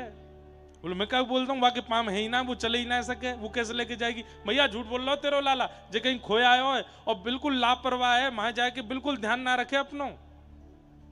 अरे नाना मैया, मधुमंगल ने नहीं कही, मुकु तन सुखा ने बताई। बोले कहा बताई? एक कहो तेरी कामर कारी कामर, एक कहो तेरी कारी कामर, बछिया खाए गई हूँ सुलाला मेरे, बछिया। महाराज जी रात में मां कुटिया पे गए और गंधमादन पर्वत के रात में 12 साढ़े 12 बजे वहां पे हमारी मैया और हम दोनों बैठ के यही पद गा रहे आगे वहां एकांत। आज जहाँ ठाकुर जी को लेके गए, तो मैया बोली कल सुनाइयो। मैंने कहा हाँ कल गौचारण है, कल सुनाऊंगा। ठाकुर जी कह रहे हैं मैया तनसुखा ने बताई मोकू कि मेरी कारी कामर को घास समझ करके बछिया खाए गई है। अच्छा? बोले हाँ। ओ तनसुखा कहाँ है? तनसुखा बुलायो। अच्छा ठाकुर जी ने नामकरण करें, इनको नाम तनसुखा मनसुखा धनसुखा ना है, इनको नाम ठाकुर जी ने रखो है। वास्तव में तन सुखा मतलब जो तन से सुखी है ना, जो तन ते सुख हो है बिल्कुल पत्रो दुबरो सीख सो, वा को नाम धरो तन सुखा। एक है वो 24 घंटा रोतो ही रहे। ठाकुर जी बोले अरे तू रो काई को रो? तो बोले लाला रो ना रो, मेरो मोही ऐसो है। ठाकुर जी ने वा को नाम रख दिया, तेरा नाम है मन सुखा, मन ते सुखी है। एक है वो फटे पुराने लत्ता ने पहन तो डोल तो रे, लत्ता तो जाने हैं, लत्ता जाने कपड़ा, फटे पुराने कपड़ा ने पहन तो रे। ठाकुर जी ने कही अरे तो पे नए कोरे वस्त्र ना है, ऐसे रोज एक ही कपड़ा ने पहन ले। अरे लाला हम तो ऐसे ही हैं, हमारे घर में इतनी व्यवस्था ना है। ठाकुर जी ने वहां को नाम धर दियो धन सुखा। धन सुखा, तन सुखा, मन सुखा, ये सब ठाकुर जी ने नाम धरे हैं। और जाके जैसे गोपीन के यहाँ चोरी करवे जामे, तो जहां पहले पाम मधुमंगल के पड़ जाएं, ठाकुर जी ने एनालाइज कियो कि जहां पे पहले मधुमंगल पहुंच जाए जा घर में, वहां घर में पिटाई जरूर होवे। तो जाके पाम पड़ते ही सब अमंगल ही अमंगल हो। बाबा को नाम धरो मधुमंगल। उल्टे नाम धरे हैं। बोले ये मधुमंगल है, ये पाम पट्ट है। जहां जा गोपी घर में पाम धरे, वहां पिटाई जरूर होवे हमारी। और जहां में नेको बलना है, वहां को नाम धरो सुबल। ये सबसे बड़ा बलवान है हमारो। उल्टे नाम है, मतलब ये गुण है नहीं उनके, वो जबरदस्ती टोंट में नाम धरो है। जैसे कोई बहुत ही कारो है, कोई बहुत ही कुरूप है महाराज, अब कोई की निंदा नहीं है, पर वा को नाम धर दियो श्याम सुंदर। अरे श्याम सुंदर ते ब्याह कराए देंगे तेरी छोरी को। देख हमारो श्याम सुंदर आए के देखिए, श्याम सुंदर महाराज अमावस्या की रात्रि देख के भाज गए सबरे भाई, नाम है श्याम सुंदर। तो विपरीत नाम, ये ठाकुर जी को स्वभाव है। जो गुण नहीं है वह गुण को नाम धरें। आहा। तो मैया ने तनसुका को बोला, कौन सी बछिया या की कामर खाए गई? अरे मैया, जे बछिया बछड़ा तो केवल दूध पी में, घास भी ना खा में, कामर कहां ते खाए लेंगे? ठाकुर जी बोले, ये तो मैंने सोची ना, ये तो खामे ही ना है। अरे मैया मेरी बात सुन, तो को मैं एक बात बताऊं? बोले हाँ बता। बोले मेरी कामर एक गोपी ने चुराए ली है, और वो गोपी मोते बोली, लाला मैं तो को कामर दूंगी, लेकिन पहले मेरे सामने नाच के दिखा। मैया वो गोपी मोको अपने कमरा में ले गई, घर में ले गई, और मोते जाए के बोली, एक कहो नाच मेरे आगे, एक कहो नाच मेरे आगे, कामर दे दूं नहीं हो सुलाला मेरे कामर। एक गोपी मुंह को पकड़ के ले गई और बोली, लाला तू नाच के दिखाएगा तो मैं तेरी कामर दे दूंगी। मैया मैंने खूब नाचो, इतनो नाचो वाके आगे, इतनो नाचो, ठुमक ठुमक करके, घूम घूम करके, उछल उछल के खूब नृत्य कियो मैया मैंने। फिर कावे हो कामर दई कि नहीं दई? अरे मैया कहा बताऊं, सींग दिखाए गई हूं सो मैया मेरी सींग। वो तो सींग दिखाए के भाग गई माते, ना दे के गई। और ठाकुर जी ने 3 उदाहरण पहले जो दिए, वहां तो पकड़े गए, लेकिन या वाले उदाहरण पे यशोदा मैया बोले, अरे मेरे लाला ते इतनो नृत्य कराए लियो, फिर वो कामर ना दई। तो ठाकुर जी को ने एक भाव आए गयो और जोर जोर से रोन लगे, अरे मैया मेरे संग बड़ो अत्याचार भयो, तू को कहा बताऊं, पूरे दिन गैया चराए के पसीना पसीना है गयो, थक गो, हार गयो। और वाक्य बाद में वह गोपी ने इतनो नृत्य करायो। सूरदास प्रभु यशोमती आगे, सूरदास प्रभु यशोमती आगे, असुवन धार बही हो सुमैया मेरी, असुवन धार बही सो मैया मेरी। ऐसी ठाकुर जी की काली कामर वाकू शीश पे ओढ़ करके ठाकुर जी गैया चरावे जामे। और ठाकुर जी गैया चरावे गए, खूब प्रेम से गौचारण किया। इतना सुंदर गौचारण लीला भी एक स्वच्छंद कथा है, पूरी कथा ऐसा कि गौचारण पे भी वहां जैसे गोपीन के भाव हैं, ऐसे गैयान के भाव हैं। गैया ठाकुर जी को श्रृंगार करें, गैया ठाकुर जी को दुग्धपान करावें। कोई गैया एकांत में जाए करके ठाकुर जी के संग रास कर रही है, गैयान के ऊपर ठाकुर जी सो रहे हैं, गैयान के हृदय से लग रहे हैं, सब भाव वो भी स्वच्छंद हैं। गैया चराई करके ठाकुर जी लौटे और सब ग्वाल बाल नाचते खूनते भये जा रहे हैं। यशोदा मैया खोल के बढ़िया, लाला आयो गाय चराए, यशोदा मैया खोल के बढ़िया, लाला आयो गाय चराए। अरे हाँ आयो गाय चराए, लाला आयो धेनु चराए। हाँ आयो गाय चराए, लाला आयो धेनु चराए। अरे हाँ आयो गाय चराए, लाला आयो धेनु चराए। हाँ आयो गाय चराए,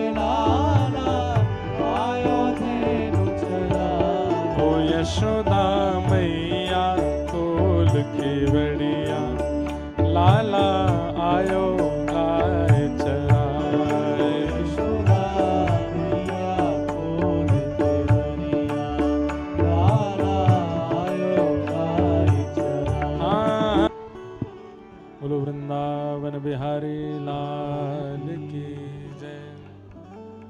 श्री जटेरी धाम की जय। श्री राधा माधव लाल की जय। महाराज जी को बहुत बहुत प्रणाम और आपके मंगलमय इस उत्सव की मंगलमय पूर्ति के लिए आपको खूब खूब बधाई हो, बधाई हो, बधाई हो, बधाई हो। हमारे सरस निकुंज के आचार्य कल आए थे परसों। उसी परंपरा के एक आचार्य ने एक गजल लिखी है। सद्गुरु शरण में, सद्गुरु शरण में, सब लोग ध्यान से सुनो। सभी फल मिलेंगे, गुरु मिल गए तो युगल भी मिलेंगे। सद्गुरु शरण में सभी फल मिलेंगे, गुरु मिल गए तो युगल भी मिलेंगे। बहुत सुंदर भाव है। गुरु प्राप्त हो गए, सदगुरु मिलना क्या होता है? गुरु मिलने का मतलब गुरु दीक्षा नहीं होती। गुरु की हमारे प्रति प्रसन्नता को गुरु मिलना कहते हैं। गुरु तो हजारों को दीक्षा देते हैं, पर जिससे गुरुदेव प्रसन्न रहते हैं उसको गुरु मिले हैं वास्तव में। और ऐसे जो भी हैं जिनको गुरु मिल चुके हैं, महाराज जी कह रहे थे हम तो जा रहे थे जटेरी से भी, लेकिन यहाँ के सब वैष्णवों के भाव देख करके रुक गए। ये होता है गुरु प्राप्त होना। मनोरथ सफल होंगे, घबराना ए दिल। मनोरथ सफल होंगे, सब गा सकते हो। मनोरथ सफल होंगे, घबराना ए दिल। मनोरथ सफल होंगे, घबराना ए दिल। ओ मनोरथ सफल होंगे, घबराना ए दिल। मनोरथ सफल होंगे, घबराना। बहुत अच्छे शब्द हैं। न प्रीतम मिले आज तो कल मिलेंगे, गुरु मिल गए तो युगल भी मिलेंगे। न प्रीतम मिले आज तो कल मिलेंगे, गुरु मिल गए तो युगल भी सद्गुरु शरण में सभी फल मिलेंगे, गुरु मिल गए तो युगल भी मिलेंगे। सद्गुरु शरण में सभी फल मिलेंगे, गुरु मिल गए तो युगल भी मिलेंगे। न प्रीतम मिले आज तो कल मिलेंगे, गुरु मिल गए तो कौन मिलेंगे? युगल भी मिलेंगे। सभी मुश्किलें अब तो आसान होंगी, सभी मुश्किलें अब तो आसान होंगी, सभी मुश्किलें अब तो आसान होंगी, सभी मुश्किलें अब तो आसान होंगी। ओ सभी मुश्किलें अब तो आसान होंगी, सभी मुश्किलें अब तो आसान होंगी। हमारी समस्याओं के हल मिलेंगे, गुरु मिल गए तो युगल भी मिलेंगे। हमारी समस्याओं के हल मिलेंगे, गुरु मिल गए तो युगल भी मिलेंगे। सरस चरण पंकज भ्रमर तू युगल है।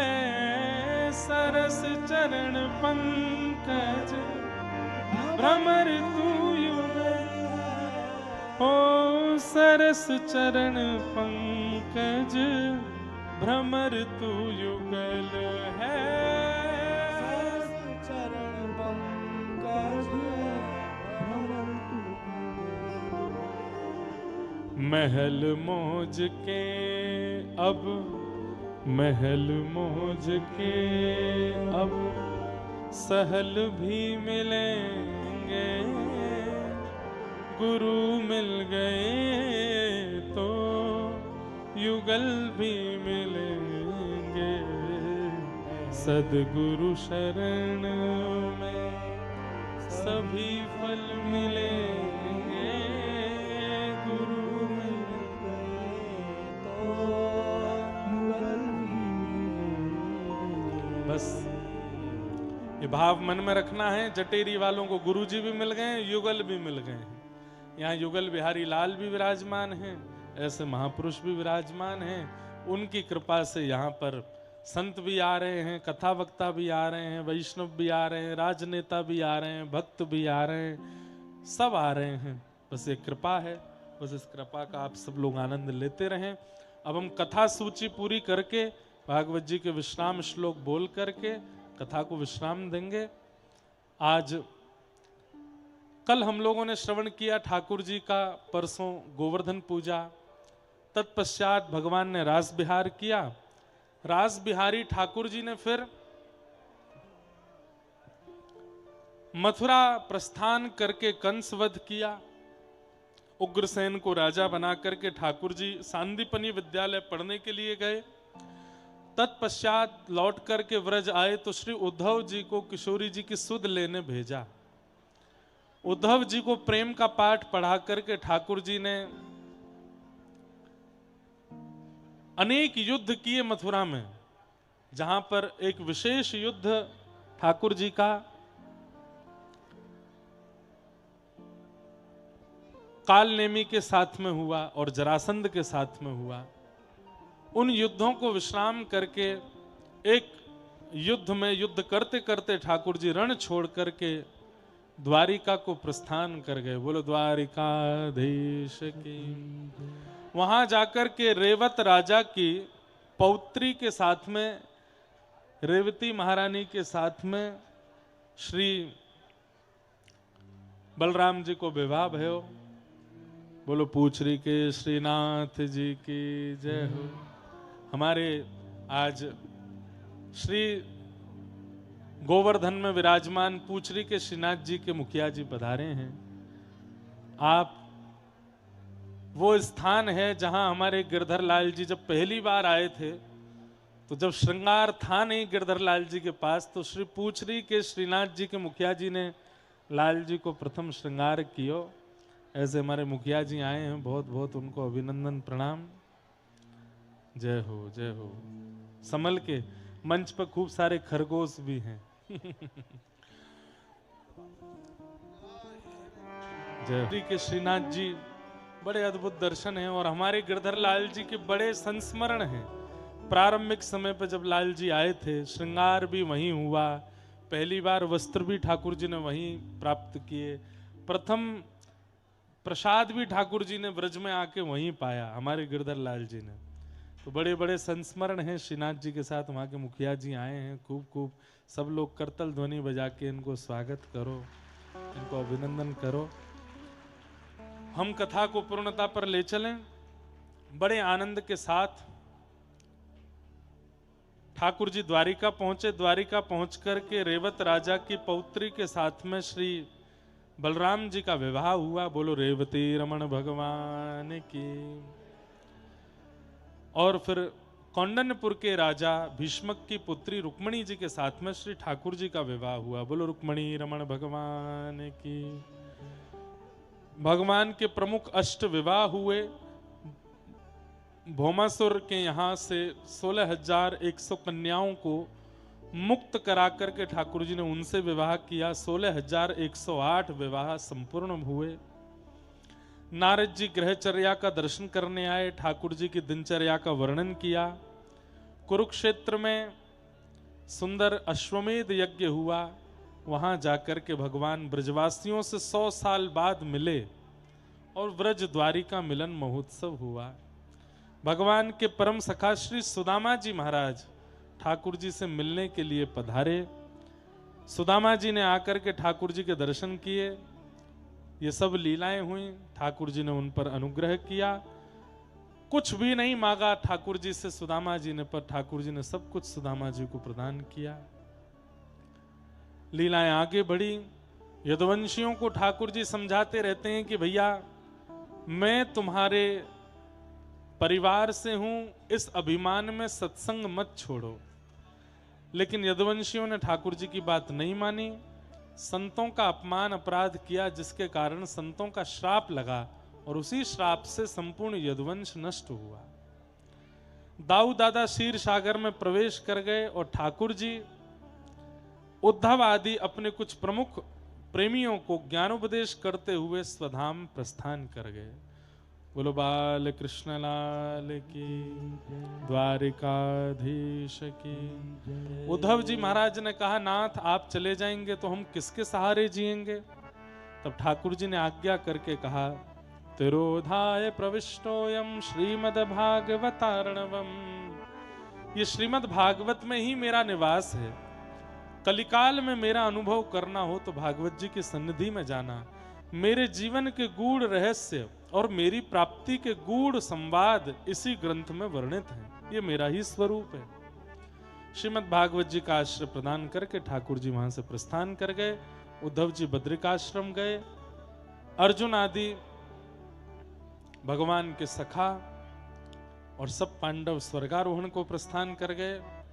परीक्षित को राजा बना गए। परीक्षित से एक अपराध बना जिसके कारण उनको 7 दिन में मरने का श्राप लगा।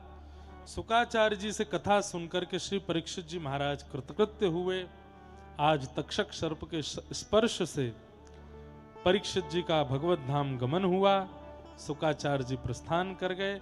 सबने श्री परीक्षित जी को चतुर्भुज रूप में विमान में आरूढ़ होकर के भगवत धाम जाते हुए दर्शन किया। सब भागवत जी की जय जयकार करने लगे। बोलो भागवत महापुराण की, श्री सुखदेव जी महाराज की, श्री परीक्षित जी महाराज की। मार्कंडे ऋषि को भगवान के प्रलय कालीन समय का दर्शन करना था। ठाकुर जी ने उनको दर्शन कराया। करार बिंदेन पदार बिंदम मुखार बिंदे विनवेशयन्तम वटस्य पत्रस्य पुटे शयानम बालम मुकुंदम मनसा स्मरामि। श्री कृष्ण गोविंद हरे मुरारे, हे नाथ नारायण वासुदेव। जिह्वे पिबस्वामृतमेत देव, गोविंद दामोदर माधवेति। एक वट वृक्ष के पत्ते पर ठाकुर जी अपने पैर का अंगूठा चूस रहे हैं। इस दर्शन को करके मार्कंड ऋषि कृतकृत्य हुए। आदि आदि सब कथाएं आदि सब सुनाई गई। सबको हम प्रणाम करते हैं। श्रीमद् भागवत जी के अंतिम 2 श्लोक सब लोग बिल्कुल शुद्ध उच्चारण के साथ बोल करके आज इस निकुंज विलास रस महोत्सव, जहां भागवत जी का आश्रय था परंतु चर्चाएं अत्यंत व्रज की और निकुंज की और विशेष रूप से वेणु गीत की रही, आज उसे हम विश्राम देते हैं। सब लोग बड़े भाव से मेरे साथ गाएंगे। सब लोग बोलेंगे भवे भवे यथा भक्ति, भवे भवे यथा भक्ति, पादयोस्तव जायते, पादयोस्तव जायते। तथा कुरुष्व देवेश तथा कुरुष्व देवेषु नाथस्त्वं नो यतः प्रभो नाथस्तं नो यत प्रभो नाम संकीर्तनं यस्य नाम संकीर्तनं यस्य सर्वपापप्रणाशनम् सर्वपापप्रणाशनं प्रणामो दुःखशमनः रामो दुःखशमनः तं नमामि हरिं परम् नमामि हरिं परम्। जय जय श्री राम बोल वृंदावन बिहारी लाल की श्री गोवर्धन नाथ की गिरिराज धरण की श्याम सुंदर श्री यमुने महारानी की श्री जटेरी धाम की श्री राधा कुंज बिहारी लाल की गंधमादन पर्वत की श्री भद्र विशाल भगवान की केदारनाथ भगवान की श्री गोकुल चंद्रमा जी महाराज की जय जय श्री राम पूछरी के लौठा की क्या बात है बंसी वारे सबको प्रणाम करते हैं। रजरानी को प्रणाम, रसरानी को प्रणाम, आए हुए सब संतों को, ब्रजवासीन को प्रणाम। एक भाव हमसे कहो गयो भैया कि आप महाराज जी कथा में एक प्रार्थना कर जाइयो कि महाराज जी भी निवेदन करें और श्री राधा कुंज बिहारी लाल जी भी कृपा करें, हमारे ब्रजमंडल को जो कामा है वो अब काम वन के नाम से पहचानो जाए। सब बाकू काम वन कह करके पुकारें, ऐसी सबकी भावना है और वो काम वन ही है। यही भावना से हम प्रणाम कर रहे हैं। आज सब संत जन पधारे हैं और श्री ठाकुर जी आज होरी खेलवे के काजे बरसानो जाए रहे हैं। सब ब्रजवासी ने जाए के कही बोले लाला बरसाने में खूब जोड़ते ढप बज रो है, हमें बुलायो जा रो कि लाला सब ग्वारियान के संग आ जा होरी खेलवे के काजे। ठाकुर जी बोले कौन निमंत्रण देके गए हो, पहले वा को नाम बताओ। बोले ललिता विशाखा आदि इन सखीन के बुलावे पे मैं नहीं जाऊंगो। कौन बुलाए के गए हो मुझको? तब ग्वाला बोलन लगे, बोले लाला करके इशारों बुलाए गई रे, करके इशारों बुलाए गई रे, करके इशारों बुलाए गई रे, करके इशारों बुलाए गई रे। कौन?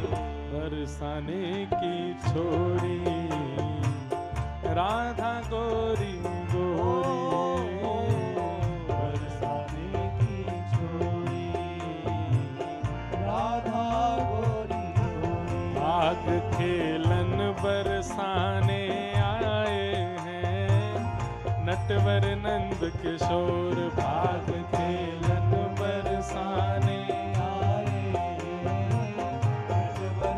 और ऐसा कह दूं भाग खेलन को जटेरी आए हैं, नटवर नंद किशोर भाग खेलन को जटेरी आए हैं, नटवर नंद किशोर। नटवर नंद किशोर आयो छलिया माखन चोर, नटवर नंद किशोर आयो चलिया माखन चोर।